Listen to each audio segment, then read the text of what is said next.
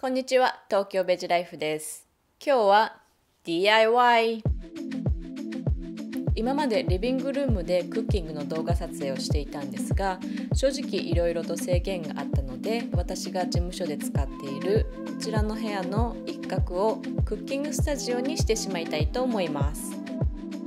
まずは殺風景な壁をカフェ風にしていきます。壁紙の上から貼れて、必要なくなったらまた簡単に剥がせる壁紙を使います。 DIY 初心者でも簡単にできると書いてあったので、説明書を見ながらやってみます。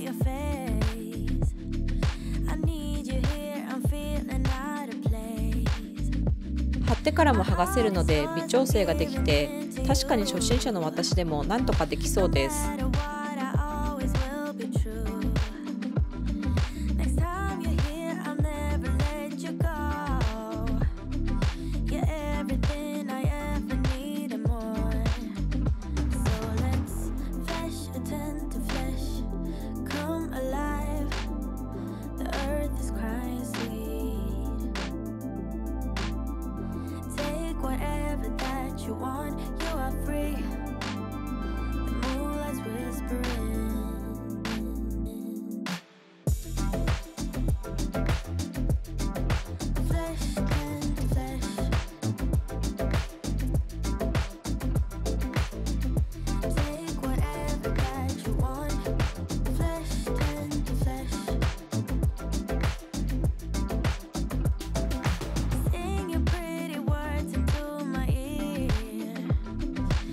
レンガの次は木目調の壁紙で腰壁を作ります。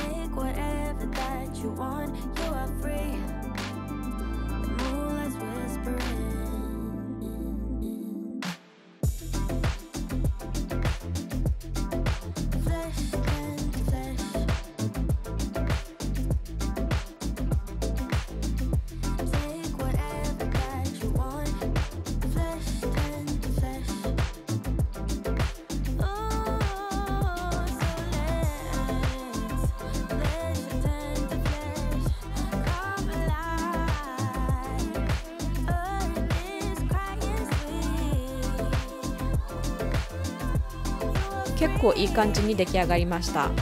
壁紙は1枚目のレンガで四苦八苦して少しシワが寄ってしまったのですが、レンガ模様なのでよく見ないと分かりません。床にはタイル調の、こちらも必要なくなったら簡単に剥がせるフロアシートを貼ります。フロアシートを貼ることによって床に傷がつきにくくなりますし、防水なので液体をこぼしても簡単に拭き取れます。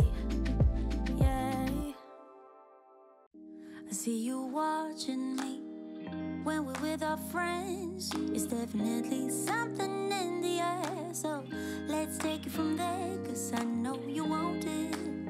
Afraid to let it show, and I know you need it. Why don't we let it grow? 次にスチールラックを組み立てていきます。I think it's time we stop tipping on our toes. What's holding you back now, sugar? 'Cause I don't know, sure know you want it. Afraid to let it show, and I know you need it. Why don't we let it 新しくオーブンレンジを買ったので、使いやすい高さになるように棚を調整します。こちらの調理台は寸法を指定して作ってもらったのですが、天然の木材なので長持ちするように蜜蝋ワックスを塗っていきます。だいたい出来上がったので今日はここまでにします。明日続きをやります。